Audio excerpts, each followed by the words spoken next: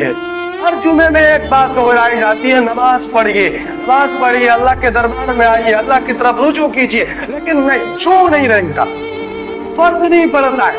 ایک آدمی بول رہا ہے، بولتا رہے، لیکن فرق نہیں پڑ رہا ہے۔ جو لوگ ایسا کر رہے ہیں وہ سمجھتے ہیں کہ ہم بہادر ہیں، ہم سے بڑا کوئی نہیں ہے، ہم بیوقوف بناتے ہیں لوگوں کو۔ اللہ نے قرآن میں صاف کہا ہے، یخادعون اللہ والذین آمنوا، جن کا کمزور دماغ، جو پاگل لوگ ہیں، وہ یہ سمجھتے ہیں کہ وہ اللہ کو اور ایمان والوں کو دھوکہ دے رہے ہیں۔ وما یخدعون الا انفسهم، نہیں ہو ہی نہیں سکتا، یہ لوگ ایمان والوں کو اور اللہ کو کیسے دھوکہ دے سکتے ہیں؟ الا انفسهم، یہ تو اپنے آپ کو دھوکہ دیتے ہیں۔ وما یشعرون، میں نے پاگل کا لفظ یوں استعمال نہیں کیا، اللہ نے فرمایا کہ یہ پاگل لوگ ہیں۔